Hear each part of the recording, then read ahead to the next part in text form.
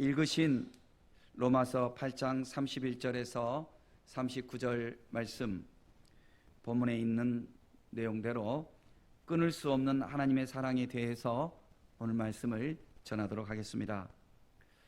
우리에게 하나님께서 사랑을 주시고 그 사랑을 아무도 방해하거나 끊을 수 없다고 주님이 보장해 주셨습니다. 우리의 구원을 주께서 약속해 주셨고 그 어떤 것도 우리의 구원을 방해할 수 없다고 주님이 약속해 주셨습니다. 이 약속의 성취자가 되시는 거룩한 성도님들 되시기를 예수의 이름으로 축복합니다. 아무도 우리를 하나님의 사랑에서 끊을 수 없다는 이 말씀은 우리에게 용기를 주는 성경 구절입니다. 우리의 구원을 하나님께서 책임지신다고 하니까 우리를 안심하게 합니다. 소위 우리는 장로교인데요. 장로교는 칼빈주의를 흔히 교리로 중심으로 모토를 삼고 있습니다. 장로교에서는 칼빈의 그 구원론에 대해서 5대 교리를 영어의 그 이니셜 각자 첫 자를 따서 튤립이라고 이렇게 말을 합니다. T는 total depravity, 전적인 타락 이런 뜻이고요. 그 다음에 U는 unconditional choice, 무조건적인 선택이다. 유대인이든지 이방인이든지 그 고대사에서 노예든지 혹은 상전이든지 어린아이든지 어른이든지 어떤 형편에 있든지 그거 상관없이 예수를 믿으면 하나님이 선택해 주신 거다. 이러한 내용이고요.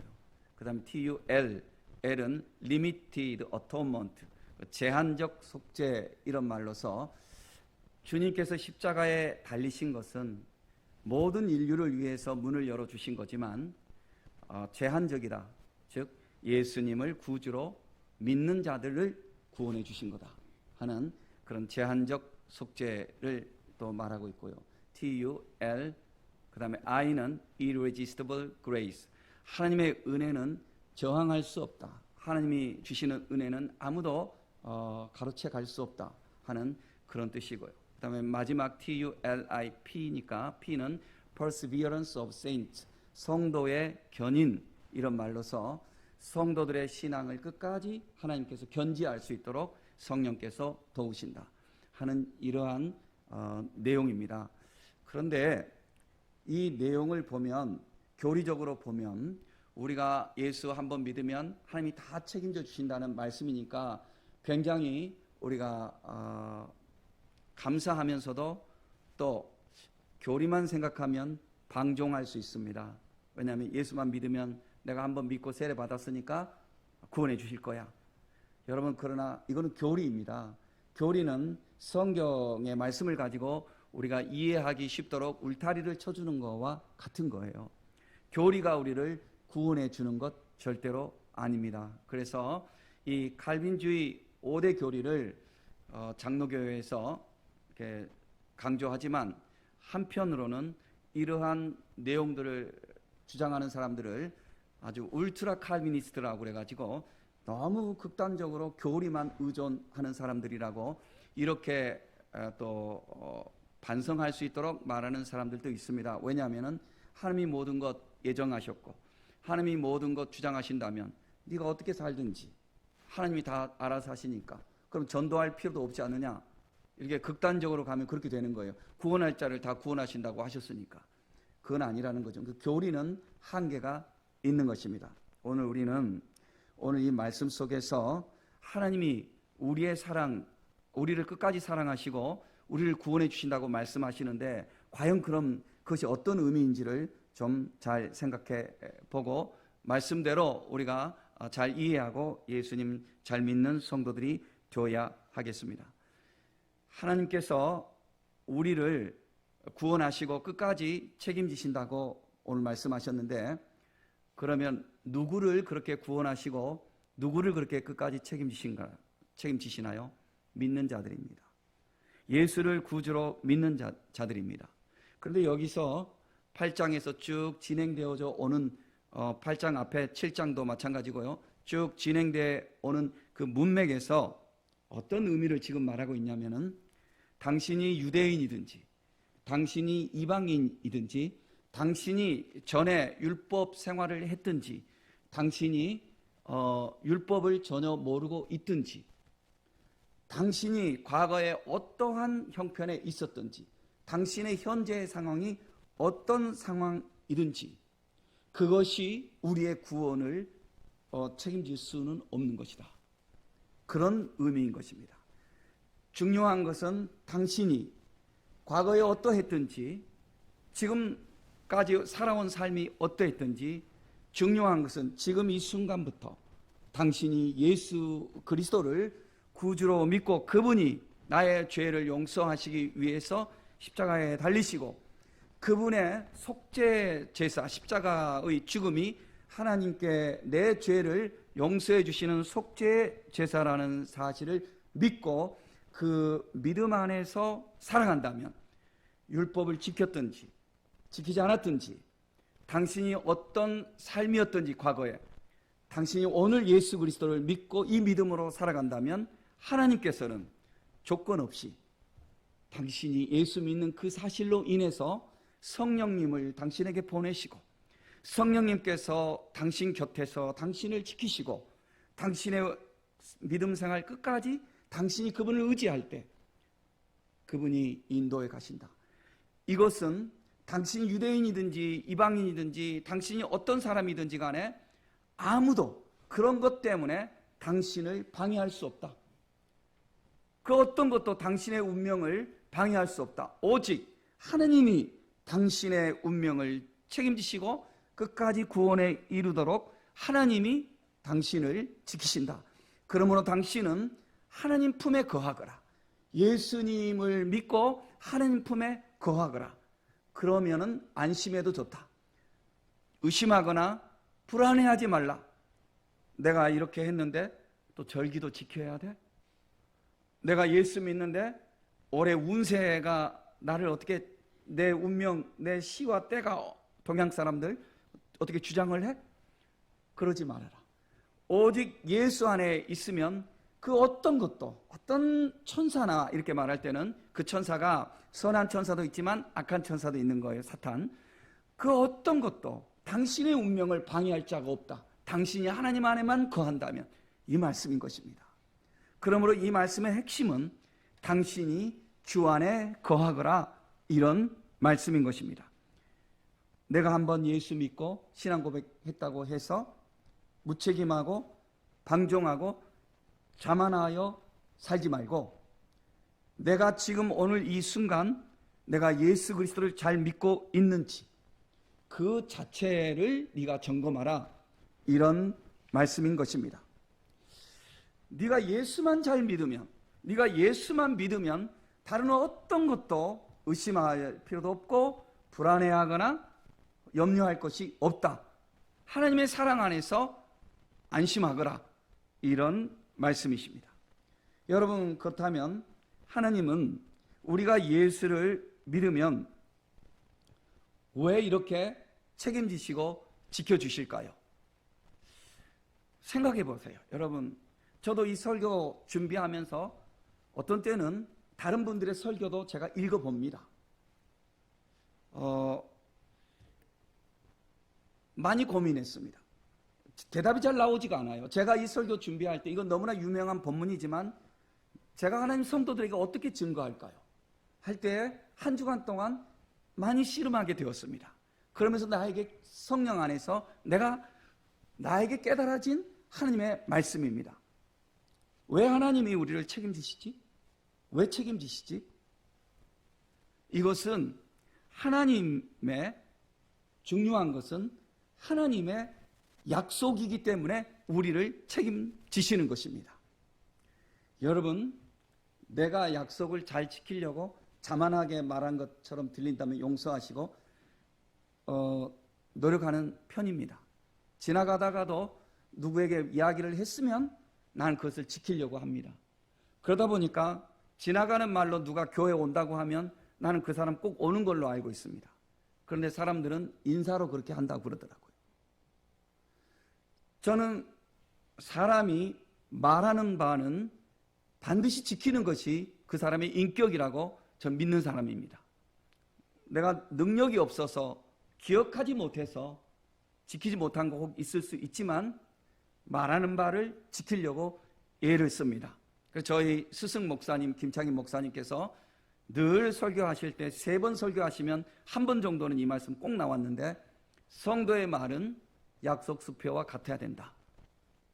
그런데 그 말씀을 새길수록 저희 심령에 와닿습니다. 왜냐하면 하나님이 신실하시기 때문에 하나님을 믿는 성도들도 신실해야 하는 것입니다. 성경에 보면 하나님은 인생이 아니시니 후회하시는 것도 없으시고 말씀하신 바를 행하지 않으시는 것도 없다고 했습니다. 그분은 회전하는 그림자도 없고 변함도 없으시며 약속을 신실하게 지키시는 분이라고 말씀하셨습니다. 사람은 자기 자녀를 사랑해서 그 자녀에게 옛날 이야기를 들어보면 손가락을 깨물어서 피를 똑똑 그 입에 떨어뜨려 줄 만큼 부모가 자녀를 사랑합니다. 얘가 감기 걸려서 잘 안 나으니까 제가 어렸을 때 우리 딸에게 입 벌려라, 네 속에 있는 바이러스를 내가 다 빨아먹어 버릴래. 내가 그랬어요. 나는 그때 내 진심이었습니다. 그냥 무식한 거죠. 그러나 그게 사랑하는 마음이었죠. 그러니까 아이가 이러더라고요. 아빠 전염되면 안 된다고. 부모가 그렇게 하지만 부모는 고칠 능력이 없습니다. 피를 떨어뜨려 주고 사랑하지만 부모는 어떻게 할 수 없습니다. 제가 잘 아는 그분, 지금은 은퇴해서 어디를 순회하면서 찬양을 하고 하나님을 높이는 그 사역을 하는데, 그분이 젊었을 때 자기 아버지가 세계적으로 유명한 목사님인데 자기가 심장병에 걸려서 나을 수가 없어요. 엎드려도 못 살겠고 그 발작이 오면 일어서도 못 살겠고 병원에 가봤자 아무런 어떤 조치를 해도 그걸 고칠 수가 없어요. 어느 날 아버지가 자기에게 그러더래요. 아들아, 네가 기도해라. 이것은 하나님만 해결해 주실 수 있어. 나도 지금까지 너를 위해서 많이 기도했는데 내 기도 의지하지 말거라. 네가 기도해라. 아버지가 그러더래요. 굉장히 서운하더래요. 굉장히 서운하더래요. 아버지가 원망스럽더래요. 그런데 그 과정을 통해서 이 아들이 예수님을 만났어요. 이 아들이 만든 그 노래가 있어요. 제가 한두 번 가끔씩 부르는데요. All I want is you, Lord. 제가 원하는 것은 주님이십니다. No one else but you, Lord. 다른 누구도 아닙니다. 오직 주님이십니다. All I want, 내가 원하는 모든 것은 is you, Lord. 주님, 당신이십니다. All I want is you, Lord. All I want is you. No one else but you, Lord. All I want is you. 정말 주님밖에 없습니다. 사랑하는 사람도 내가 모든 걸 사랑하고 모든 걸 줄 수 있지만 내 모든 것을 준다 할지라도 나는 인간이기 때문에 그에게 어떻게 할 수 없습니다. 그런데 주님은 신실하실 뿐만 아니라 주님은 그것을 이룰 수 있는 능력도 있는 것입니다. 우리는 능력이 부족하지만 주님의 신실하심을 우리가 닮아가면 우리가 주님의 사람인 것입니다. 그리고 우리가 신실하게 나갈 때 능력이 필요할 때는 주님이 능력도 우리에게 주시는 것입니다. 하나님이 왜 예수를 믿기만 하면, 생각해 보세요.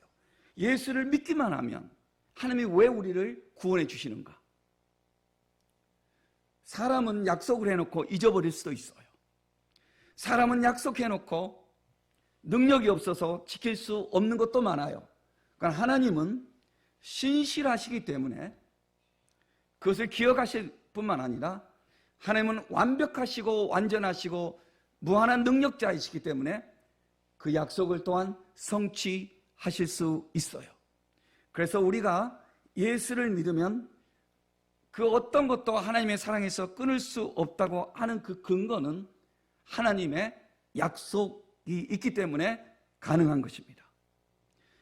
하나님의 약속, 영어로 하면 promise, 약속을 좀 성경 용어로 아주 강조해서 약속을 보통 약속이 아니라 정말 강조해서 성경 용어로 우리말로는 계약 혹은 언약 이렇게 번역을 하고 있습니다. 영어로는 covenant라고 그렇게 말하고 있습니다. 약속, 맹약이라는 거죠. 반드시 지키는 약속. 그 약속을 언약이라고 하는데, 그래서 우리의 신앙을 언약의 신앙이라고 그럽니다. 언약. 우리는 신앙생활하는 모든 근거가 하나님의 약속에 따라서 신앙생활하는 거예요. 그래서 성경책을 우리가 신약, 구약 이렇게 표현하잖아요.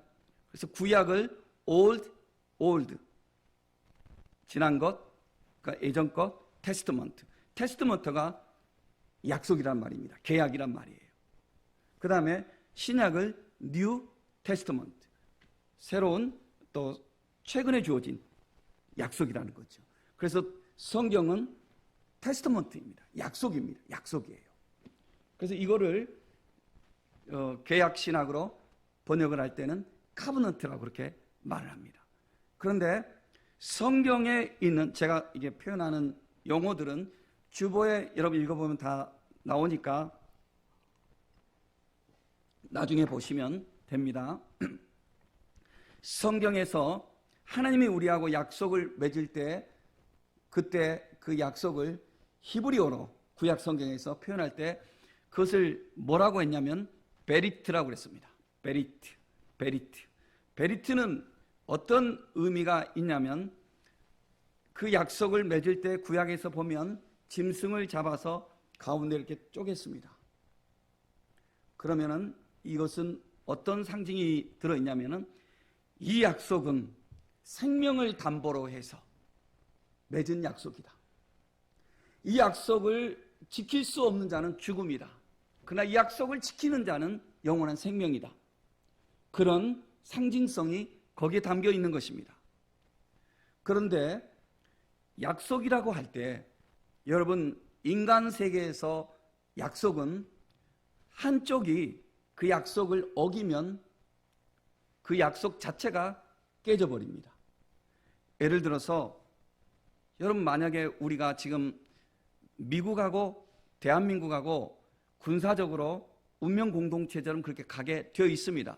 그것은 초대 대통령 이승만 대통령님께서 대한민국이 미국이라는 그런 자유우방 국가로서 힘 있는 나라에 보호가 필요했기 때문에 그분이 미국에서 공부도 하고 그런 식견을 갖추었기 때문에 미국과 우리가 맹약을 맺도록 그분이 장로님이에요.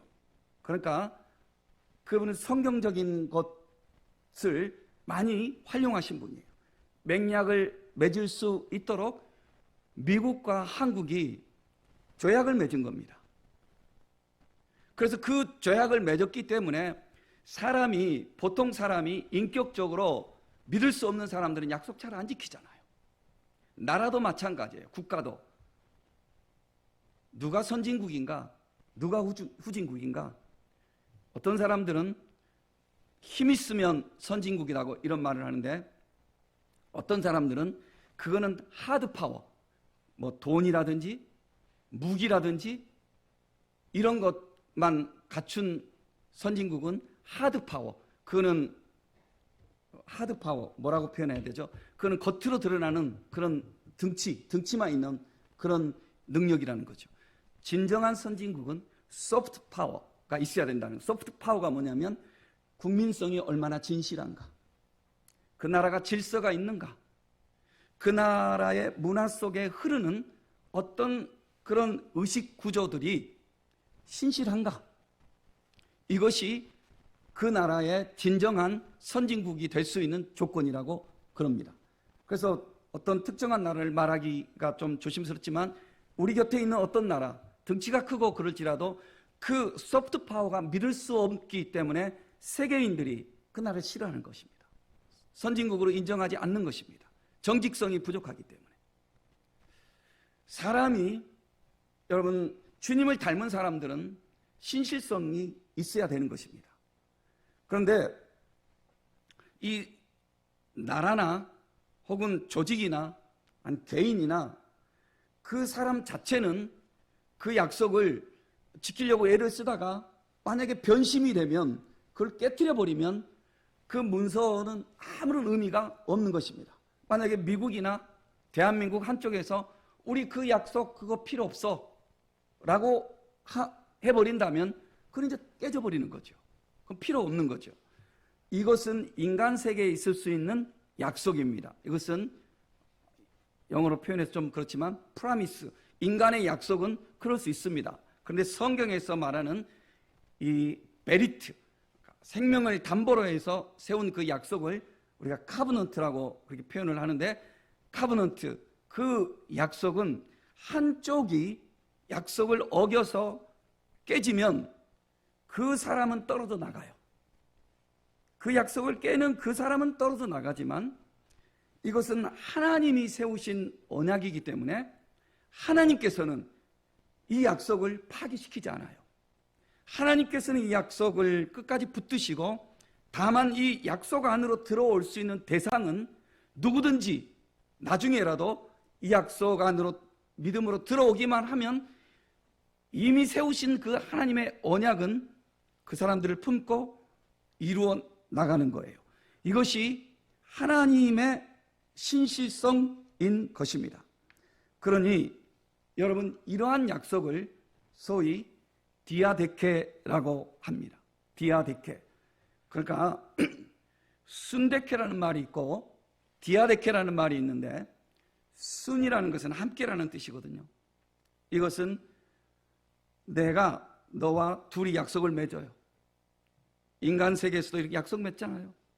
결혼도 약속을 맺고 친구 사이에도 약속을 맺잖아요. 그러나 한쪽이 끊어버리면 끊어져 버리는 거예요. 그 자체가 없어지는 거예요. 이게 순데케예요. 그러나 하나님의 약속은 디아는 뭐냐면 일방적이거든요. 디아데케예요. 그건 뭐냐면 하나님이 세우신 약속이기 때문에 하나님의 인격성, 하나님의 그 존엄성, 하나님의 그 거룩성, 하나님의 그 완전성, 하나님의 신실성으로 그 약속은 보장되어 있기 때문에 그 당사자가 어겨서 떨어져 나가면 그는 떨어져 나가지만 하나님은 그 약속을 끝까지 붙들고 가셔요. 그래서 아브라함에게 맺은 그 약속을 에서가 떨어져 나가잖아요. 야곱이 믿음 안으로 들어올 때 야곱이 이어가는 거예요. 하나님의 약속을 많은 예수님 당시에 그 유대인들이 그들이 그 약속 안으로 들어오지 못할 때 떨어져 나가잖아요. 예수 그리스도의 십자가 사건을 통해서 많은 이방인들에게 이 복음이 알려지면서 복음을 듣고 십자가 안으로 들어오는 모든 사람들은 그 오래전에 세우신 그 하나님의 언약의 그 혜택을 누리게 되는 거예요. 그래서 우리가 예수를 믿으면 구원을 반드시 얻게 되는 그 근거가 뭐냐면 하나님의 언약의 신실성 때문에 그렇게 되는 거예요. 그러니 여러분, 오늘 우리는 하나님을 의심할 것이 아니라 하나님의 사랑을 불안해할 것이 아니라 나를 정말 지켜줄까? 나를 정말 지켜줄까? 비행기 타고 가는데 비행기가 고도에 이렇게 오르면서 가끔 흔들릴 때가 있잖아요. 잠깐 흔들리는 거는 괜찮지만 많이 흔들릴 때가 있습니다. 많이 흔들릴 때. 예를 들면 한국에서 미국 쪽으로 갈 때는 이게 지구 순환하고 바람하고 이런 것이 비슷해서 같은 방향이라서 그런지 별로 이렇게 흔들리지 않아요. 시간도 더 빨리 가요. 그러나 그쪽에서 올 때는 이게 지구의 자전과 반대인가요? 또 바람도 그래서 역풍이고, 그래가지고 시간도 한두 시간 더 걸리죠. 그리고 종종 확 흔들릴 때가 있어요. 그럴 때 사람들이 어떻게 하죠? 비행기에 맡겨야죠. 뭐. 비행기에 맡겨야죠. 어떻게 해요? 그럴 수밖에 없는 거잖아요. 그럴 일은 거의 없지만, 그러나 비행기도 안전할 수는 없어요. 하나님은 완벽하셔요. 그러니까 내가 과연 구원받을까? 내가 지금 신앙생활 하면서도 내가 정말 죽으면 천국 갈까? 하나님의 사랑을 의심하지 말라는 거예요. 하나님의 사랑은 절대로 의심하지 말라는 거죠. 무엇을 내가 나를 점검해야 되죠? 내가 지금 믿음 안에 있는가? 내가 이 언약의 상속자가 될 수 있는 믿음 안에 내가 들어와 있는가? 나 자신의 믿음을 우리는 점검을 해야 한다는 거죠. 이 말씀을 읽으면서도 하나님이 내 구원을 책임지신다고 했어. 안심하고 가는 것이 필요해요. 그러나 내가 세례받았으니까, 내가 목사니까 하나님 나를 책임지시겠지. 이와 같은 형식과 어떤 외적인 것 때문에 그렇게 가는 것은 에서와 같은 거예요. 지난 시간에 우리가 에서와 야곱에 대해서 말씀을 나눴어요. 에서는 자기가 먼저 태어났어요. 그리고 자기가 장자예요. 그런데 그는 장자로서 믿음에 합당한 생활을 전혀 하지 않아요. 그러니 야곱이 장자권을 얻기 위해서 애를 써요. 그리고 결국 야곱에게로 장자권이 넘어가요. 하나님의 그 언약의 상속자가 에서가 되지 못하고 야곱이 되어요. 하나님의 이 언약 자체는 흔들림이 없어요. 약속은. 에서가 그 약속을 지키지 못하니까, 약속 안에 들어오지 못하니까 에서는 떨어져 나가요.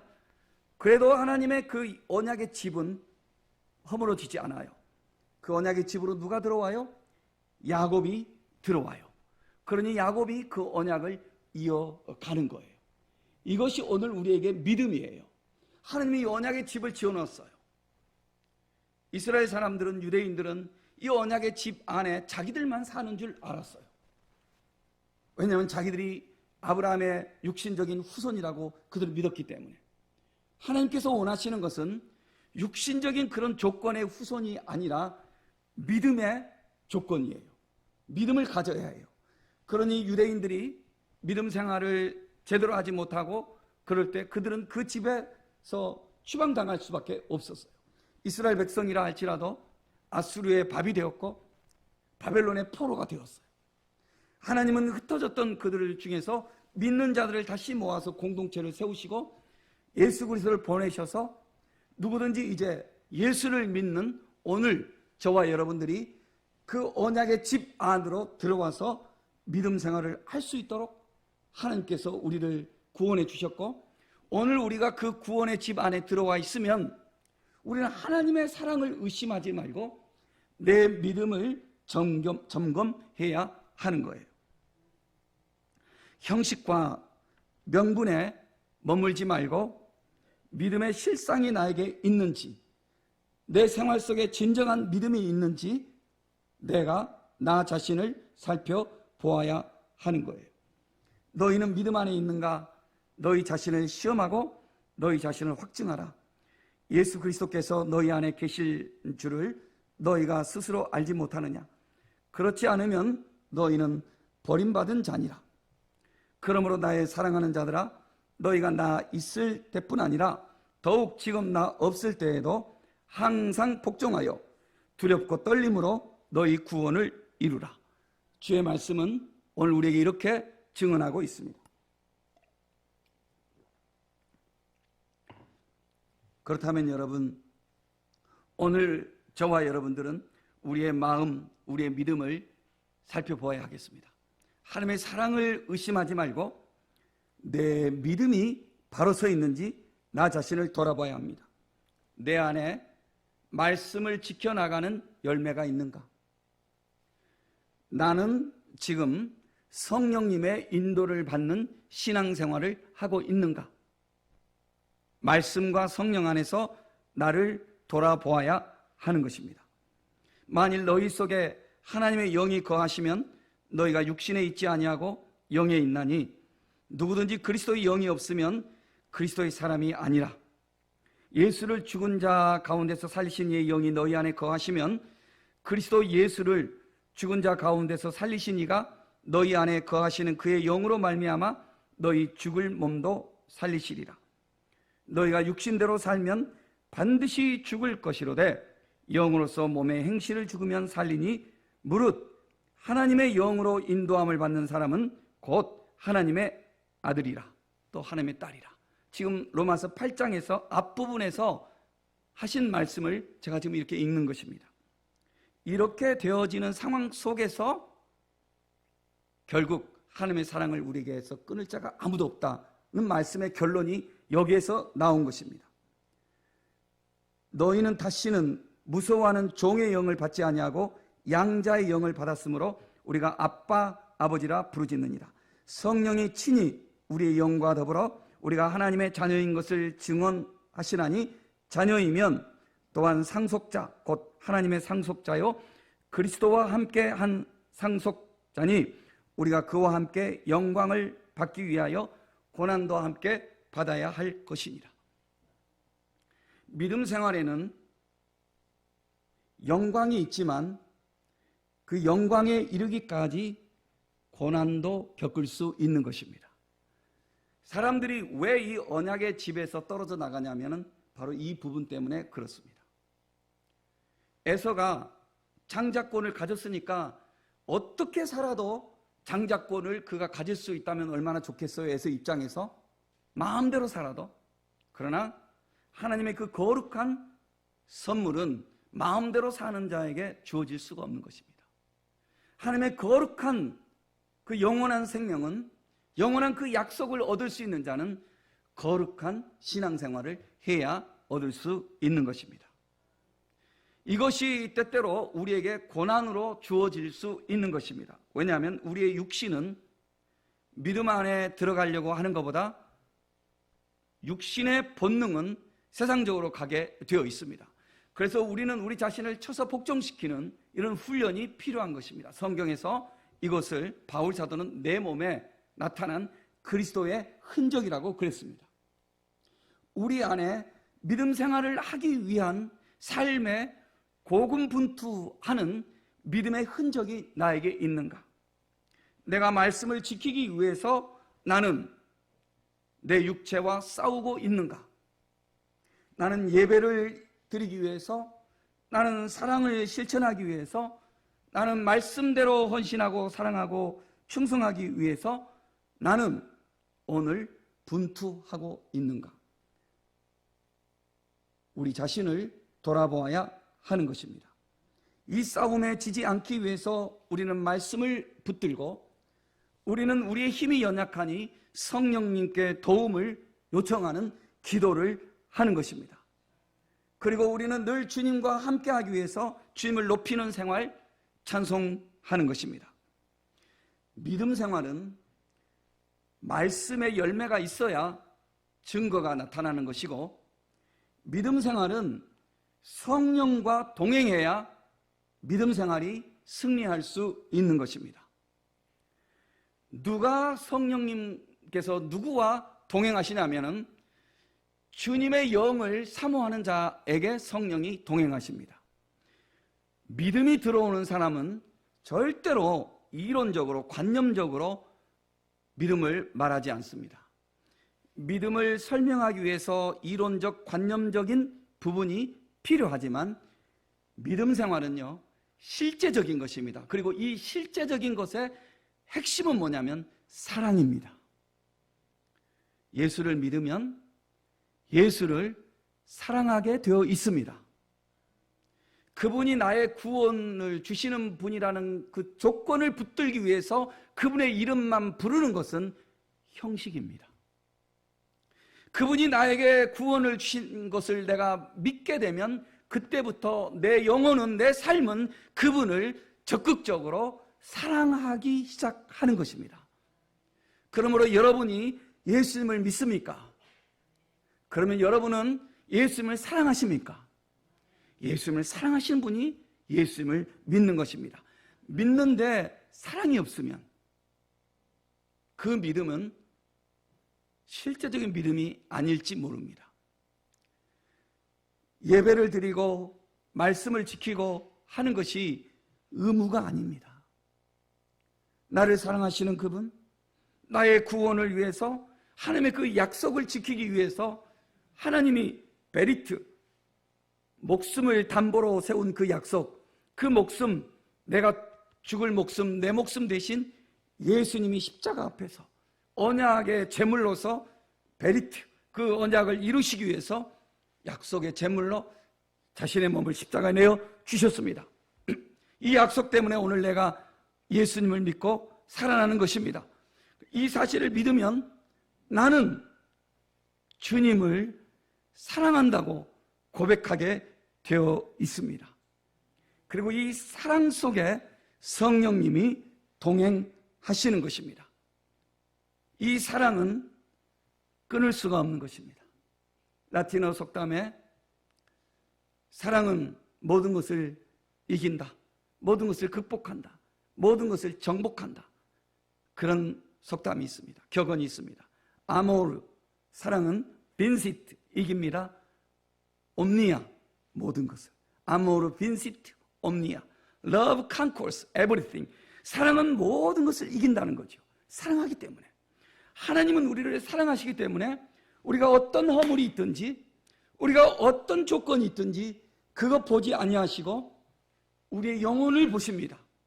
우리가 예수님을 믿는 그 영혼을 하나님이 보시고 나를 받으시고 나를 가장 존귀한 자로 하나님이 세우십니다. 이것이 하나님의 사랑입니다.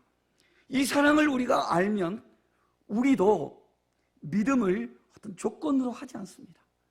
주님의 교회에 와서 예배드리고 주님께 무엇을 내가 어떻게 하고 자꾸 따지고 그렇지 않습니다.